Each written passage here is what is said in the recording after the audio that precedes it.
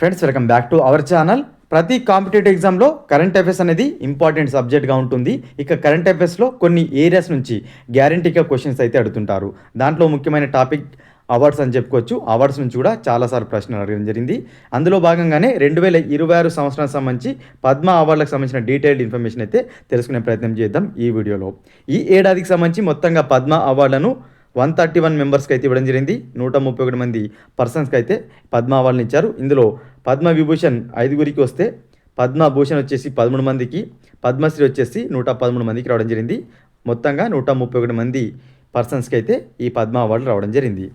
ఇక ముందుగా పద్మ విభూషణ్ వచ్చిన పర్సన్స్ చూసుకున్నట్లయితే 5 మెంబర్స్. సో వారు ఏ విభాగంలో అవార్డులు పొందారని ప్రీవియస్గా అడగడం జరిగింది పద్మ అవార్డులకు సంబంధించి. సో పద్మ విభూషణ్ 5గురిలో ఫస్ట్ పర్సన్ ధర్మేంద్ర సింగ్ డియోల్. ఇతనికి మరణానంతరం రావడం జరిగింది ఈ అవార్డు అనేది. ఏ విభాగంలో వచ్చింది, ఏ రంగంలో అంటే కళల రంగంలో వచ్చింది. ఏ రాష్ట్రం నుంచి వచ్చిందంటే మహారాష్ట్ర నుంచి రావడం జరిగింది.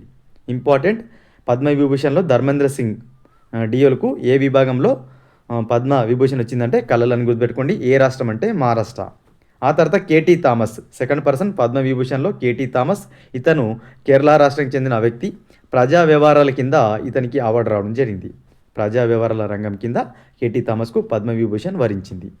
ఆ తర్వాత ఎన్ రాజ్యం. సో ఈమె ఉత్తరప్రదేశ్ చెందిన పర్సన్. కళల విభాగంలో రావడం జరిగింది ఎన్ రాజ్యంకు పద్మ విభూషణ్ అవార్డు అనేది. ఆ తర్వాత ఫోర్త్ పర్సన్ పి నారాయణ్. ఇతనికి సాహిత్యం విద్యా విభాగంలో, సాహిత్యం విద్యా రంగంలో ఈ అవార్డు వచ్చింది పద్మ విభూషణ్ అవార్డు. కేరళ రాష్ట్రానికి చెందిన పర్సన్ పి నారాయణ్. ఇంపార్టెంట్, రంగము అదేవిధంగా స్టేట్ గుర్తుపెట్టుకోండి. అదేవిధంగా లాస్ట్ పర్సన్ విఎస్ అచ్యుతానందన్. ఇతనికి కూడా మరణానంతరం వచ్చింది. ఇతనికి కూడా ప్రజా వ్యవహారాల కింద రావడం జరిగింది ఈ పద్మ విభూషణ్ అవార్డు అనేది. కేరళ రాష్ట్రానికి సంబంధించిన పర్సన్. సో మొత్తంగా మనకు కేరళ నుంచి 3గురికి అయితే రావడం జరిగింది పద్మ విభూషణ్. మహారాష్ట్ర నుంచి ఒకరికి, యూపీ నుంచి ఒకరికి రావడం జరిగింది. ఇది పద్మ విభూషణ్ అవార్డులకు సంబంధించిన ఇన్ఫర్మేషన్. ఖచ్చితంగా చూసుకునే ప్రయత్నం చేయండి. 2వ అత్యున్నత పురస్కారం పద్మ విభూషణ్ కాబట్టి అడగడానికి అవకాశం ఉంది. రంగం లేదన్నట్లయితే రాష్ట్రం అడగడానికి అవకాశం ఉంది. ఆ తర్వాత పద్మ భూషణ్ చూసుకున్నట్లయితే 13 మెంబర్స్ రావడం జరిగింది ఈ ఏడాది. అందులో ఫస్ట్ పర్సన్ అల్కా యగ్నిక్. ఇతను సింగర్. కళల విభాగంలో రావడం జరిగింది. మహారాష్ట్రకు చెందిన పర్సన్ అల్కా యగ్నిక్. ఆ తర్వాత భగత్ సింగ్ కొశ్యారి. ఇతనికి ప్రజా వ్యవహారాల కింద వచ్చింది. ఉత్తరాఖండ్కి చెందిన పర్సన్ ఇతను భగత్ సింగ్ కొశ్యారి. ఆ తర్వాత కల్లిపట్టి రామస్వామి. ఇతనికి వైద్యం విభాగంలో వచ్చింది, వైద్య రంగంలో వచ్చింది. తమిళనాడుకు చెందిన పర్సన్ రామస్వామి కల్లిపట్టి. ఆ తర్వాత మమ్ముటికి వచ్చింది. ఇతను సినీ యాక్టర్. సో ఇతనికి కళల విభాగంలో వచ్చింది. కేరళకు చెందిన పర్సన్. ఆ తర్వాత నోరి దత్తాత్రేయుడు. సో వైద్య రంగంలో వచ్చింది. ఇతనికి ఎన్ఆర్ఐ, అమెరికా సంయుక్త రాష్ట్రాలకు చెందిన పర్సన్ ఇతను. సో విదేశీ కోటలో రావడం జరిగింది. ఆ తర్వాత పీయూష్ పాండే. కళల విభాగంలో వచ్చింది. మహారాష్ట్రకు చెందిన పర్సన్. ఇతనికి కూడా మరణానంతరం వచ్చింది పీయూష్ పాండే. ఆ తర్వాత ఎస్కేఎం మైలానందన్. ఇతనికి సంఘ సేవ చేసినందుకు గాను పద్మ భూషణ్ అవార్డు రావడం జరిగింది. తమిళనాడుకు చెందిన వ్యక్తి ఎస్కేఎం మైలానందన్. ఆ తర్వాత శతవధాని ఆర్ గణేష్. సో ఇతనికి కళల విభాగంలో వచ్చింది. ఆర్ గణేష్కు ఏ విభాగంలో వచ్చింది?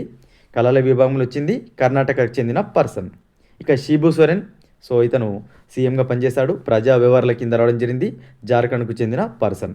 ఇతను కూడా మరణానంతరం వచ్చింది. ఆ తర్వాత ఉదయ్ కోటక్. సో వాణిజ్యం పరిశ్రమల కింద రావడం జరిగింది ఉదయ్ కోటక్కు. సో ఇతనికి ఏ రాష్ట్రం కింద అవార్డు వచ్చిందంటే మహారాష్ట్ర రాష్ట్రం తరపున అయితే ఉదయ్ కోటక్కు అవార్డు రావడం జరిగింది పద్మ భూషణ్ అవార్డు. ఆ తర్వాత వికే మల్హోత్రా. ప్రజా వ్యవహారాల కింద వచ్చింది. ఢిల్లీకి చెందిన పర్సన్ ఇతను వికే మల్హోత్రా. ఇతను కూడా పద్మ భూషణ్ రావడం జరిగింది. ఇక 12th పర్సన్ వెల్లప్పల్లి నటేషన్. సో ప్రజా వ్యవహారాల కింద వచ్చింది. కేరళకు చెందిన పర్సన్. ఇక చివరిగా 13th పర్సన్ విజయ్ అమృతరాజ్. క్రీడల కింద వచ్చింది. అమెరికా సంయుక్త రాష్ట్రాలకు చెందిన పర్సన్. విదేశీ కోటలు వచ్చింది విజయ్ అమృతరాజ్కు. సో మొత్తంగా ఈ 13 మెంబర్స్కి అయితే పద్మ భూషణ్ కింద రావడం జరిగింది. వారి యొక్క రంగము, వారి యొక్క రాష్ట్రం గుర్తుపెట్టుకునే ప్రయత్నం చేయండి. ఇక తెలంగాణ రాష్ట్రానికి సంబంధించిన పద్మశ్రీ అవార్డులు చూసే ప్రయత్నం చేద్దాం. తెలంగాణ నుంచి ఈ ఏడాది పద్మ అవార్డులు అందుకున్న వ్యక్తులు 7గురు. అందులో ఫస్ట్ పర్సన్ దీపికా రెడ్డి. ఈమె కళల విభాగంలో పద్మశ్రీ అయితే అందుకున్నారు. కళల విభాగంలో అందుకోవడం జరిగింది. చాలాసార్లు టీజీపీఎస్సీ కానీ ఏపీపీఎస్సీ ఎగ్జామ్స్లో ఏ పర్సన్ ఏ విభాగంలో అందుకున్నారు పద్మ అవార్డులని అడగడం జరిగింది. సో అందుకే విభాగాలు ఇంపార్టెంట్. దీపికా రెడ్డి గారు కళల విభాగంలో అందుకున్నారు. ప్రసిద్ధ కూచిపూడి నృత్యకారిణి, కొరియోగ్రాఫర్ మరియు గురువు ఈమె. అదేవిధంగా వైద్య రంగంలో తెలంగాణ నుంచి 2 అందుకున్నారు. ఒక పర్సన్ గూడూరు వెంకట్రావు గారు. వైద్య విభాగంలో అందుకున్నారు. ఆ తర్వాత డాక్టర్ పాల్కొండ విజయ్ ఆనంద్ రెడ్డి గారు, ఇతను కూడా మనకు వైద్య రంగంలోనే అందుకోవడం జరిగింది పద్మశ్రీ అవార్డులను. మొత్తంగా ఈ ముగ్గురు. ఆ తర్వాత ఇంజనీరింగ్, సైన్స్ అండ్ ఇంజనీరింగ్ విభాగంలో ముగ్గురు అందుకున్నారు తెలంగాణ నుంచి పద్మ అవార్డులను, పద్మశ్రీ అవార్డులను. చంద్రమౌళి గడ్డమనుగు గారు సైన్స్ అండ్ ఇంజనీరింగ్ విభాగంలో అందుకున్నారు. డిఆర్డిఓలో ఇతను సైన్స్ ప్రాజెక్టు డైరెక్టర్గా పనిచేశారు. ఆకాష్ మిసైల్ ఏదైతే ఉందో దాంట్లో ఇతను కీ రోల్ ప్లే చేయడం జరిగింది. ఆ తర్వాత మనకు డాక్టర్ కుమారస్వామి తంగరాజు గారు, ఇతను కూడా సైన్స్ అండ్ టెక్నాలజీ విభాగంలో తెలంగాణ నుంచి అందుకోవడం జరిగింది, సిసిఎంబిలో శాస్త్రవేత్త.